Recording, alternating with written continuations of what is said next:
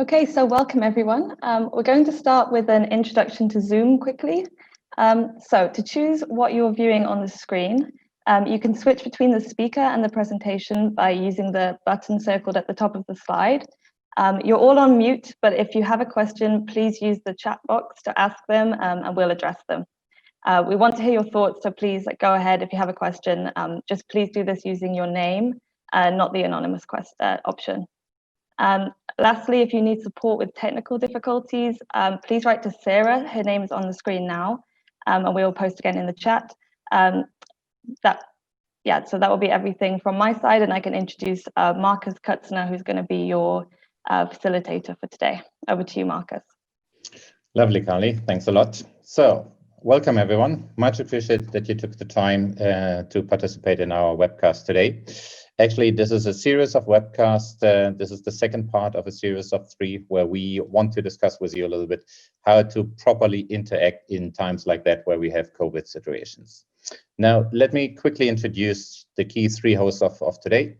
Myself, Marcus Kutzner, I'm partner within Deloitte Switzerland, where I'm actually leading our sourcing and procurement practice. I'm doing that now for more than 15 years in the industry.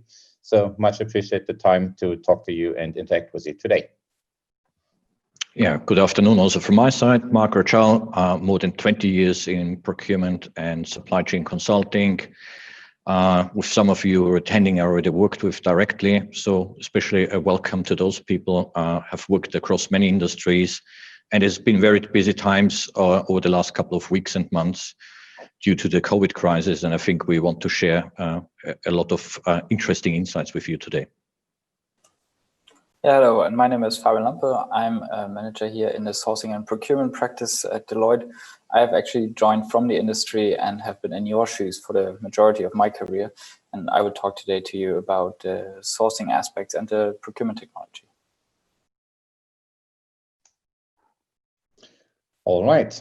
So with that, let's go a little bit into the objectives of today and setting the expectations. Hopefully, they are all aligned with you. Now, COVID is not a new situation for any one of us right now. And while in the first couple of months, we all were in the so-called response phase, trying to get familiar, what is the situation, what does it mean for us, for our companies that we're working for our clients, for our customers.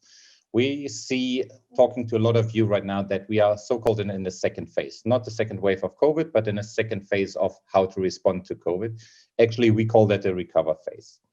From a lot of interviews and interaction with our key clients, we see there are 3 key things that drive the day-to-day agenda of you. One of them is obviously drive cost, and cost in that terms really short term. You fix your immediate actions, you fix your supply chain. Right now it is about how can I recover some of the cost, how I can shorten the time to market, how I can get more of what I have right now, where I can tap into untapped or not tapped enough savings potential to really make short-term savings that help me in the next few phases. First part. Second really is how can I structure my sourcing and procurement organization? How can I streamline my department in being better prepared for what happened to me in the last couple of months, but also looking ahead, what will come next? So really, this is something that we see as a key topic. We know changing an organization is not something that happened from today till tomorrow. This is the midterm objective, but it is something that most of our clients really feel the need to tackle right now. Last but not least, the key third objective that we see is digital tools. Now, while most of our clients have already installed an P2P or an S2P tool, they learned during the COVID times that the standard P2P functionality is good for day-to-day operation, but right now aspects like risk management, monitoring, getting the insights out of the data, that is really what is lacking in some of the departments, but also what helps them to really respond to a phase like that. So therefore, when we consider what we learned, we see those 3 topics are really at the heart of our clients right now. And I would quickly check with the audience right now, which of those topics you consider as the most relevant for you. So we prepared a small little poll for that. Let's give us a few seconds and get your view on that.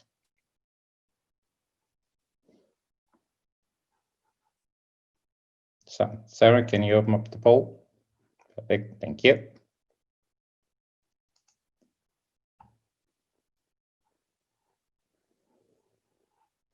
We give you all a few seconds.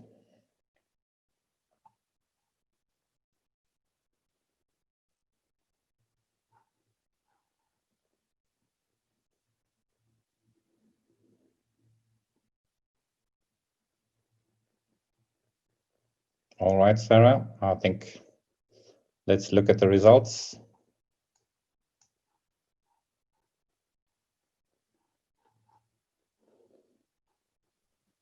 I think that's very good, right? So I think that reflects pretty much what we have had over the last couple of weeks and months discussing with our clients, CPOs and other procurement leaders in the marketplace.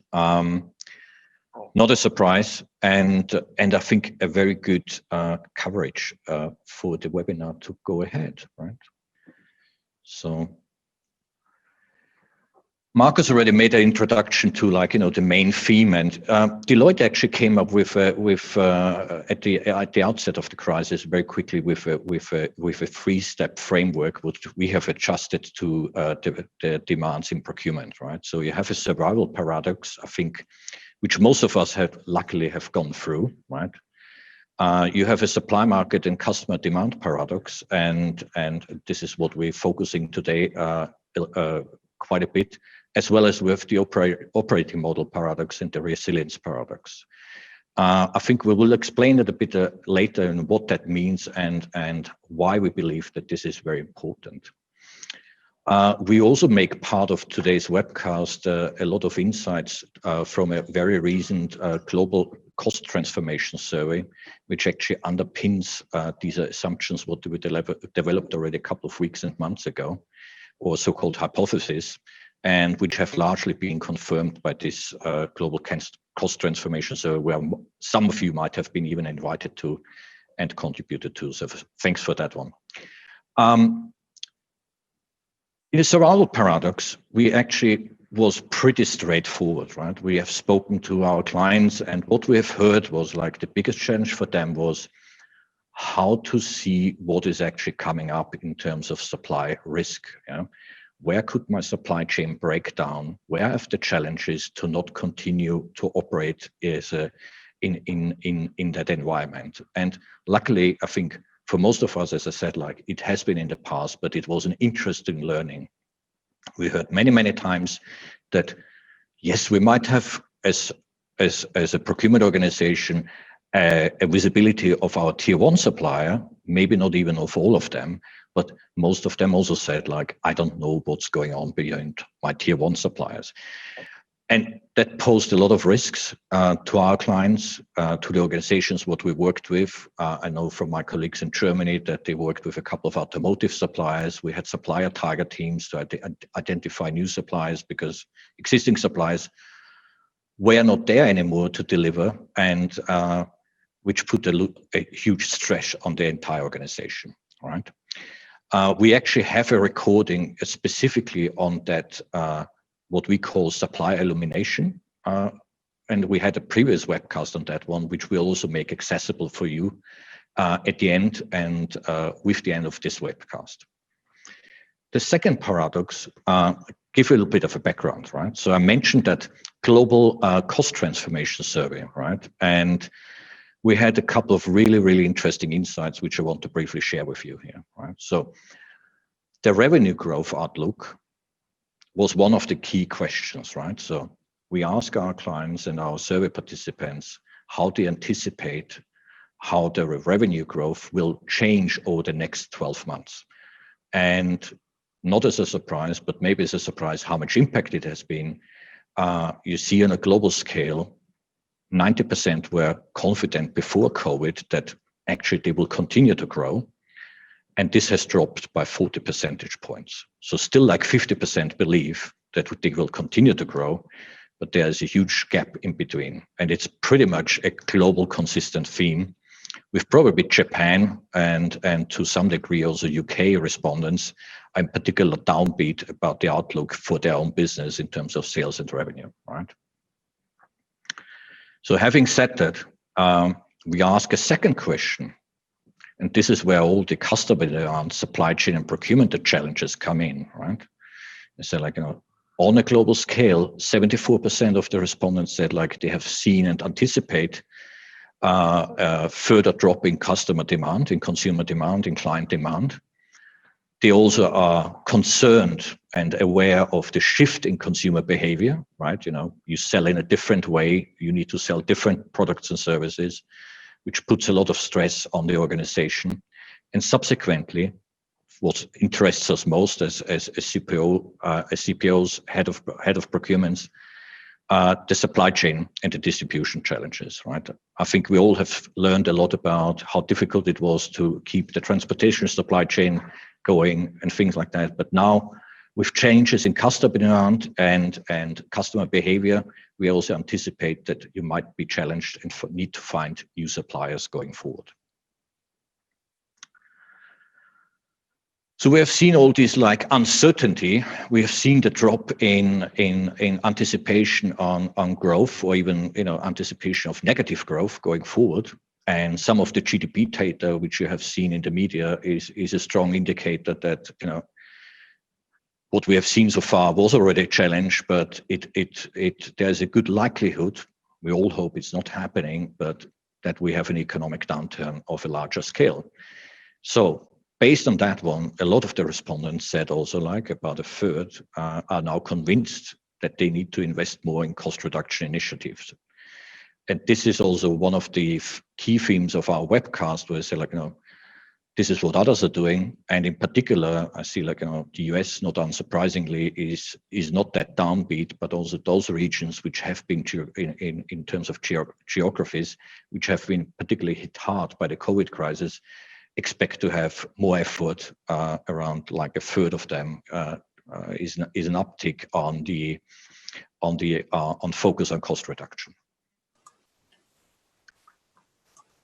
When we talk about cost reduction, though, what we find is that the majority of clients still only think about reducing the price of what they buy as the most important or single lever. Whereas we see that there's a wealth of other sourcing levers that should be explored in order to respond to these challenges. Like, take, for example, changing specifications, changing your processes, or potentially eliminating your demand altogether, or restructuring it. And this is really what we mean when we say you need to take a holistic approach at cost reduction. And so we understand, obviously, that there's a lot of reasons and a lot of differences in your organizations why not all of these levers are necessarily always pulled. But we believe that next to the fact that more levers should be addressed, we just see that organizations are also a little bit inconsistent in the way they actually approach sourcing. So we see that people are not always having a structured process around strategic sourcing. We see that they are not addressing all of the possible commodities that there are in their realm. And we definitely see that certain categories or even spend areas, and I'm talking especially about indirects, are simply not fully tapped into. So this then, in combination with the fact that that the technology is not always there to support your organizations to really be efficient, as Marcus pointed out earlier, is the reason why we say there's a lot of untapped opportunity for procurement organizations right now to deliver more savings that have just not been looked at before. So as a response to recover, and in order to recover from COVID, we believe that there's a couple of aspects that you should look at as an immediate, basically, action. One being housekeeping. So in terms of your preferred suppliers, there's a lot of spend that is currently going outside of them, most likely. And there's a lot of incompliance when it comes to your stakeholders actually just going outside of your preferred contracts. And so this is a good time to actually drive behavior and change behavior, because everybody is acutely aware that this is a unique situation. And so therefore, this is something that can easily be done without a lot of effort. And so therefore, we definitely recommend to look at this first. The second part that comes out of that is that you should really utilize the market. I know it's a little bit counterintuitive to a degree, because on the one hand side, we definitely recommend to go to channel spend towards preferred partners. But at the same time, because it's highly likely that you haven't done a proper review of your category spend in a while, there's a good opportunity to use this market condition and these dynamics in order to actually maybe reset what your preferred supplier base looks like, to renegotiate the prices that you have with them, and to really create this new relationship structure going forward. So those are price-driven elements still, and I started out by saying that there's other levers that should be used, but those are the ones that you can do very, very quickly, simply. But then, as I said, this doesn't stop at just price. These market conditions have made everybody so aware that there's a trade-off. We can spend money or we can keep on people. It's not quite that drastic yet, but we really expect that certain things will happen in that direction once the easing programs start to run out. And so therefore, this is also a good opportunity to really refocus your spend in terms of the demand. So basically thinking about how much office space do you actually need, just as a very simple example. So I haven't been in the office for almost 5 months before today. And so therefore, like a lot of organizations have been in this kind of situation. Some have even started to selling their headquarters just to make up space and to free up cash that is bound in blocks in buildings. So it's these kind of ideas, but you can obviously, depending on your industry, depending on your specific situation, identify a lot more areas where the organization has historically spent a lot on materials or services that might not drive real value for your organization. So, and underpinning all of that is really the technology again. So this will run through a little bit as a red lining, but this is an opportunity to reduce your transactional costs and also the transactional times. So that's why we believe that this is a good opportunity to invest into technology in order to really drive the savings, not only in the short term, which is important, but to really make them stick also for the mid and long term.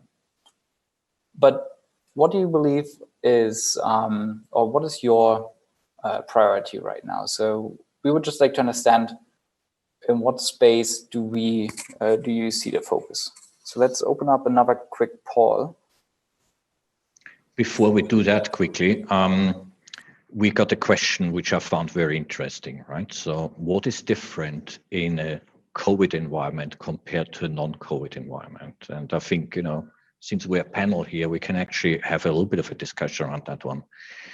My personal opinion is like, because of the customer demand changes, and all the changes in the supply chain or the supply base itself, there's actually increased risk that the cost creeps up, right? We've spoken to many clients who say, like, I don't want to be dependent anymore on so much on Asian suppliers, right? I want to balance my supplier, my geographic distribution, and it will come partly at a cost, right? So it's like, you really need to find new ways in how to address that and keep the cost challenge somehow under control, right? You can also replace cost partly through value. And the other aspect, what we found very interesting is, while we talk about triggers like supply security, risk management, all these kind of things, right? What about the new products and new services, what you're offering? And this needs a very quick reaction, which probably doesn't lead to ideal results in terms of like collaboration. So I think the collaborative element will increase, and also like the closeness to your strategic partners needs to be strengthened, because a lot of them has, like I said, like we have been so much on a hands-on relationship with our strategic partners and suppliers over the last couple of months. We never had that before in the last 15 years, right? And there's some great learnings out of that one, how you actually can really develop that further. And I think as an overarching theme is like, and Fabian was already alluding to that one. I think all the good things what procurement was starting to do it might need just acceleration. You talk about the technology, you talk about the lean organization, about all these kind of things. But I'll come to that a bit later. Let's do the poll now, right? So Fabian, back to you. Yeah. So again, the question is really, what do you believe are the roadblocks for you to deliver value to your organizations in the next 1 to 2 years? Please select up to 3 responses. We know that there's probably all of these might be relevant, but yeah, just pick the 3 that are most suitable to your particular situation right now.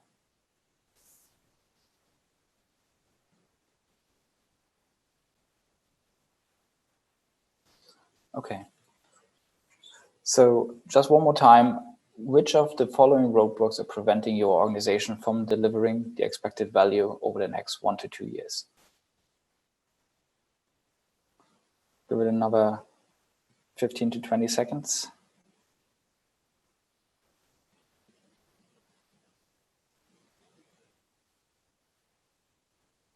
Okay, I would say we're okay to close. Oh, that's almost the even distribution here, right? Very interesting, but not as a surprise, the lack of analytics and insights, right? And it relays a bit back to what I said at the very beginning, and really we as I said, we had this supply elimination webcast, and supply elimination was all about how to get all the risk and all the other factors visualized about my suppliers and their suppliers and the suppliers of their suppliers, right? So I think all analytics and insights is really the key theme, and it just reflects all the communication, all the insights what we received from direct communication here. But also very interesting, lack of process automation, lengthy and manual processes, and insufficient business engagement, including the capability of available resources, are also with 40% quite significant. So I thank you for that insights, and I hope you enjoyed those results as much as I do. It's always something new to learn. So we already addressed the operating model, right? And it's a bit the elephant in the room, right? And of course, we had actually even personal friends. If I tell you a little bit of anecdote, is like a leading IT architect with Swisscom. They were drowning in requests to upgrade companies with their IT infrastructure, especially with internet bandwidth, to get the Zoom running and all this kind of things. So not as a surprise here in the webcast, you see there was a huge investment in order to make the organization resilient and prepared for further challenges, invest in IT infrastructure, and enable extensive remote working. So that's not a surprise. So how does that affect us as CPOs, as procurement leaders in the business? Well, to a certain degree, all this IT infrastructure investment also came into the investment into sales channels, right? And those sales channels actually become more and more digital, right? But I think there is a good point to also mirror that and say, what happens on the customer side needs also to happen on the supply side, right? And you want to integrate stronger, you want to make the exchange of information more easily. And as you can see, it's like a fourth most important response was redesign the supply chain, right? It's a continuation of the theme what we have seen before. So there's a need to act. And that's all what I want to address with these survey results is what we hear in the marketplace is it's time to act, and it's time to act now because it's still not too late to do some investments in changing your operating model and doing some smart investments into also technology. And I think to a certain degree, that next model, I think if you have worked especially with consulting companies like ours, they all look like a bit the same, these models, right? So we have these four key elements of every operating model, right? This is about strategy, how you organize your procurement function, about the processes within procurement and the people and the organization you run procurement, and how you use technology and other smart enablers around analytics, third-party data resources, things like that, to make that whole thing run, right? And the question for you is now seeing your business stakeholders and the changes in the business, right? And it will be different from sector to sector, from industry to industry. Some of our clients in the healthcare industry, they have increased business, they don't know, they cannot produce fast enough, so they have a different challenge, right? Others have been fairly stable. Others have to deal with massive drops in sales and how to deal with that one, right? So you need to reset your strategy. What are the priorities for procurement in such a situation, and with the continued ambiguity, right? Nobody has a crystal ball, of course, right? What's going to happen over the next 1 to 2 years? But be prepared and take the best out of the organization. Still, I think most of the organizations still have some firepower to change to the better, right? And I move now to the process part. Is focus on those areas where you can make the most impact, right? Drive to internal customer focus and risk management, right? Remove bottlenecks and create the agile mindset or agile processes. And as you already indicated, it's very clear that analytically and insight-driven processes become more and more important. Having said that, that actually puts a lot of stress on the existing team, I believe, right? Because suddenly it's not the usual ways of working anymore. It's short-term focus. It's a different mindset. You need different skills. You need different capabilities, and this is something which we also anticipated as a change for procurement going forward, but with a much longer time horizon. We are talking about 2025, 2030, things like that. All of these things, I think, need to happen a lot quicker. Last but not least, I think the technology, and we come to that one in a few minutes, the technology is there and will further develop. And there are smart solutions out there, which I already said, it's not a big investment bucket to do so, but they will help you to do more with the existing teams in a smarter way, and you can help the entire organization to get through these difficult times. So we have another short poll here. Is there actually any long poll? No, they're all short, right? So considering the status quo and lessons learned from the last 6 months of COVID-19, which dimension of the procurement operator needs to be enhanced most urgently in the short to mid-term in your organization? So what is the area where you feel that you need to do most?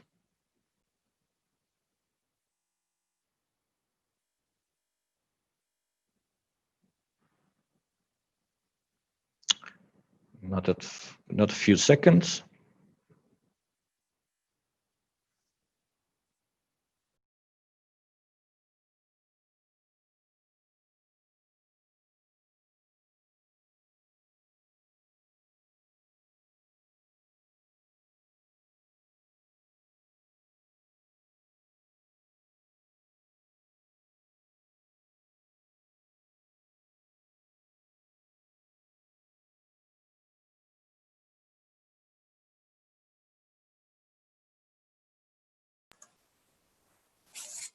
And here are the results.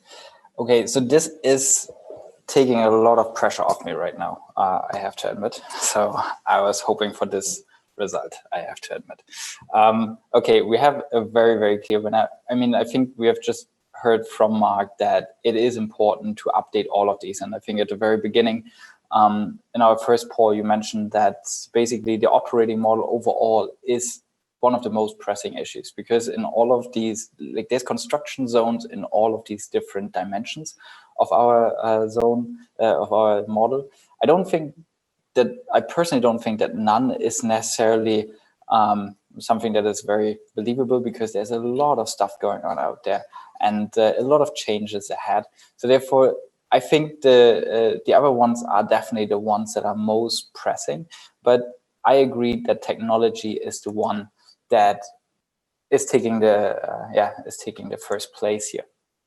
And so if we can go to the next slide, Mark.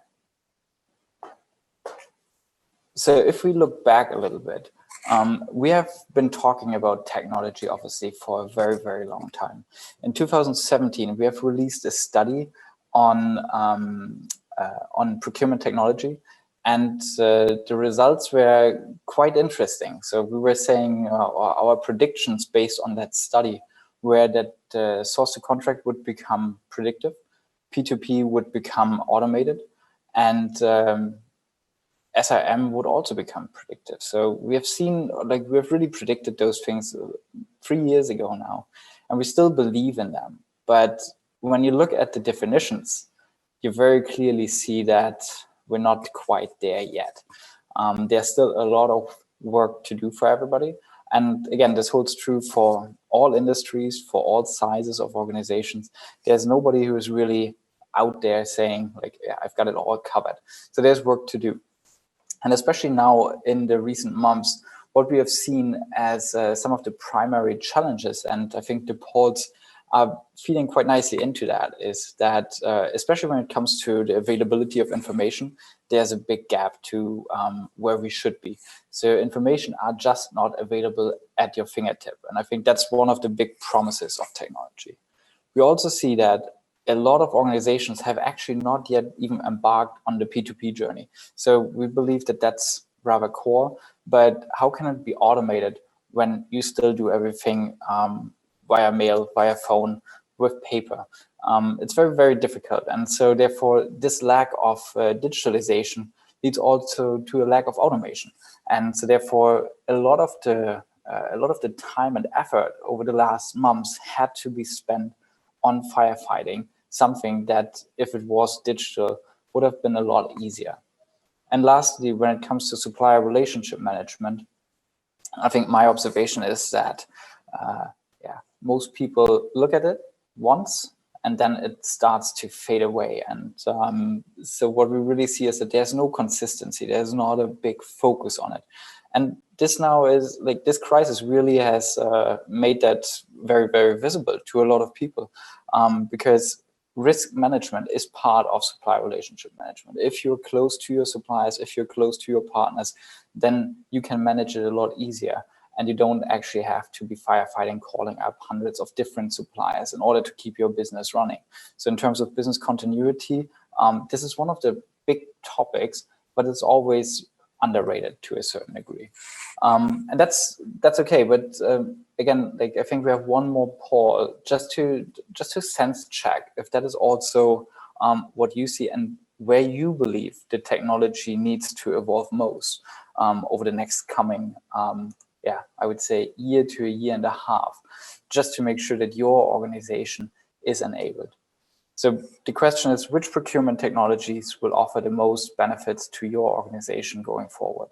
And again, it's a multiple choice, and we are very well aware that all of these are important, and they might be important to you at different points in time, but we're really now focusing on, as a response now to what happened over the last 4 or 5 months, where do you think you definitely have some work to do?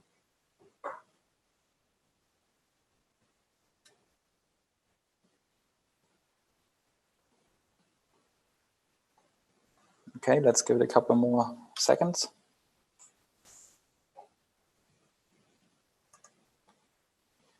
Okay. All right, let's close the poll. Let's see. All right, spend analytics. E-procurement is very high up there as well, and robotic process automation. And I'm personally very glad to see that sourcing optimization is also a topic of interest. So we will talk about that in a second as well. So I think these are really a good breadth. So, and we would have expected that in the standard, in the core functionalities, there's a little bit less attention. But if we now go back to our slides, we actually will see that, and I think based on what I said before, we believe that this is something that shouldn't be underestimated. So it is something that is core, that is a little bit boring, to be honest, because everybody has, blown that horn for many, many years. But yet again, like a lot of the projects that we are engaged in, we're actually implementing P2P tools, because that means that there's a lot of organizations that either have the wrong one or they don't have any. And there's a lot of facets to it that can be explored. So there's still a lot of area in this, I would say, in this core section where we're behind. And you pointed out spend analytics, and we see that definitely as one of the key parts. We have seen contract management come up more and more. Again, not necessarily the sexiest topic out there, but it is something that people come to realize more and more is something that in a crisis, you need to understand what are my obligations? What can I do? Where can I terminate? And it's those kind of things where digitalization will help an organization to streamline that. And I think e-procurement, e-invoicing, those are the ones that from our side have been rather pressing over the last months, because if you're working with paper invoices, for example, then when there's nobody at the post station, nobody's opening the letter, then nobody is paying that invoice. And so in terms of business continuity, in terms of cash flow management, really e-procurement and e-invoicing are at the core of a company. And if you don't have anything in that place right now, that's really something where we would say, okay, COVID has just been a little bit of a wake-up call. And for the ones that already had it on their radar, just created a new sense of urgency, I would say. When we then come to the maturing technologies, so in the middle, again, there's a couple where we believe that they would be relevant for you as a response activity. But I think we have seen in that poll very clearly now that robotic process automation is one of the key drivers. I think 40% of respondents actually said that that's something that is important to them. And we believe that as well. So again, adding to the core functionalities, RPA can really add a lot of value, take out a lot of manual tasks. So we believe that if you don't have anything in that space right now, that's something you might want to invest in. And the good thing about that is it's rather cheap and it's rather fast. So it takes a couple of weeks in order to program some of them and to get the value realization. So therefore, it's something that nobody should be afraid of. It's not a black hole where you have to throw money at it. It's something that can be done quickly and deliver results quickly therefore as well. And then lastly, and I think this is the only addition towards the chart of 2017, is sourcing optimization. We have just released a point of view on this particular topic last week, because we also see that as one of the game changers in terms of procurement technology. It is still rather unexplored by the majority of companies. And this is exactly why we wanted to shed some light and take some of the fear of this technology away, because it is something that can really help you increase your time to market, because through automation and analytics that are embedded in that technology, there's a lot of time that can be taken out of tender processes, so that you can basically rechannel that time to more tenders or to other more strategic tasks than doing analysis of RFP responses, for example. So therefore, we really believe that this is something that can be quite beneficial in terms of time, but also in terms of the impact it can deliver. It's quite interesting because of the feedback functionalities that can be automated. You can actually get into a position where, as a preparation for your negotiation, you actually have better data quicker. And so therefore you can start designing new negotiation strategies and approaches in order to then drive more impact. And I think this combination of time saving and increased impact, it's kind of a paradox almost, but it is something that we have seen really work well for organizations that have explored it. And again, it is something where we, as always, say, start small, pilot it, see the results, and then scale from there rather than trying to go all in from day one. So I think this sums up the part of the technology. And what I wanted to share with you now at the end is just one example of a project that we have recently completed that is actually fitting almost as the poster child for our webinar. So the global cost survey that we've talked about earlier has actually said that there was a move from save to invest to invest to thrive, or save to thrive. And we really believe that that is true. So people want to save money so that they can reinvest it in getting out of the situation, in investing into the technology, into the people, into the capabilities, all of those aspects, in order to have a more robust and resilient organization afterwards. And so this project actually came about just, let's say 9 months ago, roughly 9 to 10 months, and started out as an initiative where the client just wanted to have a savings program in order to invest into their P2P technology. So they wanted to invest that.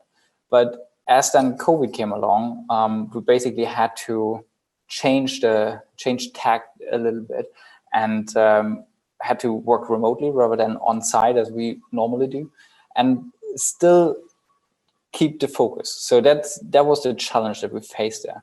And what we've done with them is we've really worked with them and our truffle finder, the sourcing levers that I showed you earlier, in order to really assess across all of the categories, where do we have untapped opportunities? And not only in terms of price, that was obviously one very, very important lever, but also in terms of demand, in terms of the specifications, and a couple of others that were relevant to them, to then understand, okay, how can we now exploit that? How can we actually really make sure we deliver on them? We have found them, let's actually make sure that they come through and can be seen in the P&L.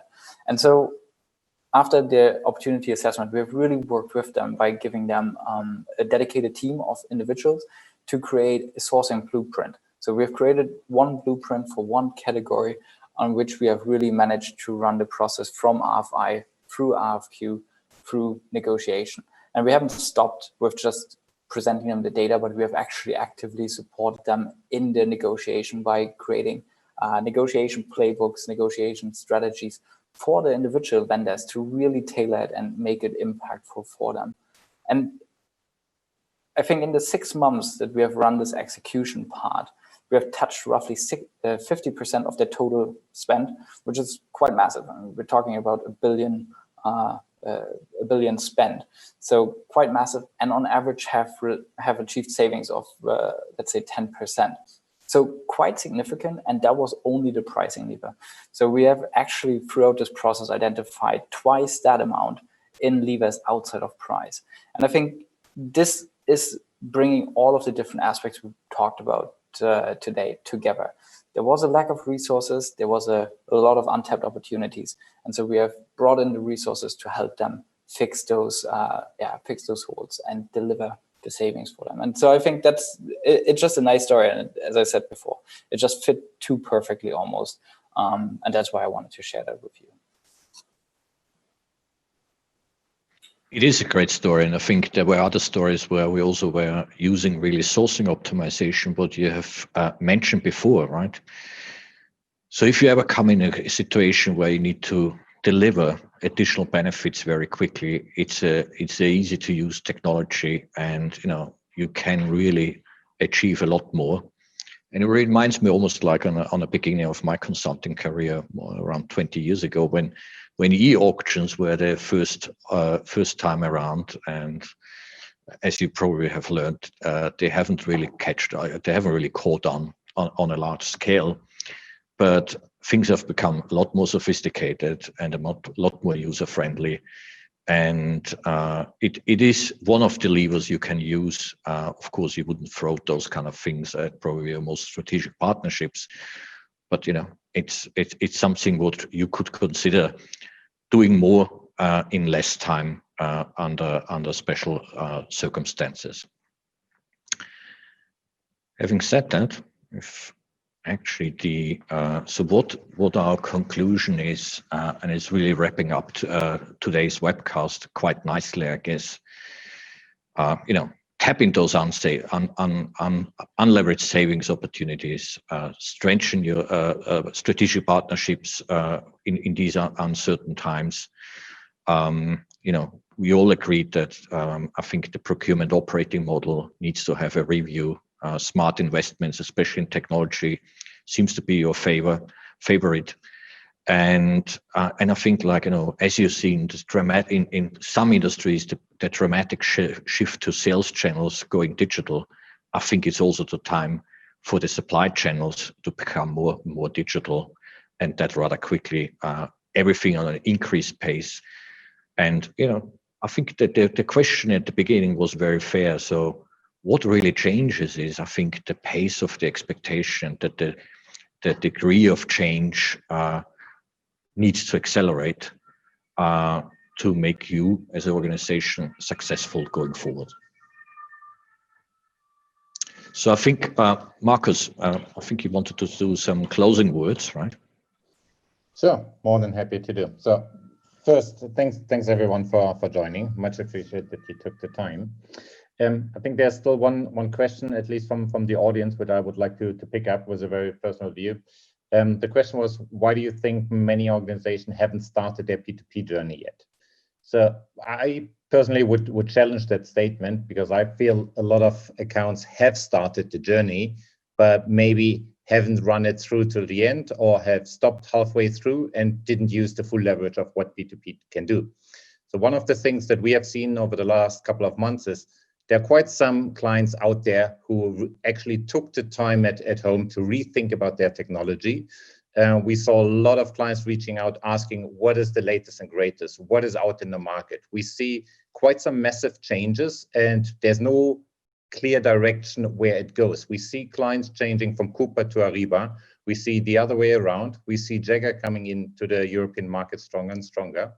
So therefore, my view is a lot of clients have started the P2P journey, and they accelerate now by looking at what can this journey bring them. They focus now on the contract management to enhance the experience. They focus on risk management because they realize where are the lags when COVID hits. So therefore, that's my very personal view on where we are with the P2P journey. I think they're coming some other questions in. Let's quickly check who's best from us. Have you observed a few companies who exceptionally performed well in terms of supply chain management, risk management through the crisis? I have seen a couple of clients who actually mastered it quite well, and those were quite some in the manufacturing space, and they, in my view, reacted quite well because of twofold answer. One of them, some realized whatever they produced is not in demand right now. First, because it's not in demand. Second, they can't get it out quick enough. And thirdly, potentially, they don't even have the capacity to continue to produce. So what they did immediately, they swapped whole production line to what is actually needed in the market. We saw some sport companies, Trigema and so on, they started to produce masks. We saw other companies like even Tesla, which helped to produce mini labs for CureVac and other biotech companies. So that is one of the things where I see those companies were really, really fast in answering. And you could say they were fast in answering because they wanted to keep their lines busy and continue to make money. I would say, because I spoke to quite some of them, they reacted because they really wanted to bring something back to the society, and they wanted to make sure that their company is seen as somebody that can overcome the crisis, and that is somebody that is not just going after the money, but also doing something for the community and the society. So that's my view of some of the companies who actually really mastered well. I don't know if Mark, Fabian, if you have another few examples of companies that you have seen or seen maybe even the opposite that responded really badly. I think, to be honest, most of them, at least from our clients, direct clients, they got through this crisis really well so far. I think one other thing what I like to reflect on, and it even though it's a conversation which I had more than a month ago, but it still really resonates, is, well, we have got through the initial crisis, right? And there was a lot of measures around, primarily from governments, but also like governments financing banks financing the economy. There is a uncomfortable feeling that, especially when it comes to supplier visibility in tier 1, tier 2, tier 3, and TX, that the difficult times will still come, right? Once the whole furloughing, the government support will dry up, and we need to face the economic reality, we will have another wave of businesses going out, and we don't know where, but it will hit us as a customer of those suppliers in some form and another, and we don't know who they are, right? So that's why the whole visibility of the supply chain and the suppliers of suppliers becomes a major topic for many of our clients. And this is something what the standard tools the standard insights of Dun & Bradstreet and things like that about the health of a supplier will not work, because it will happen, and it will happen. If it happens, it will happen fast, right? So I don't want to paint a too black picture here, but I think I've heard that a few times, and I think it's a very realistic scenario, at least in some of our clients' industries, right?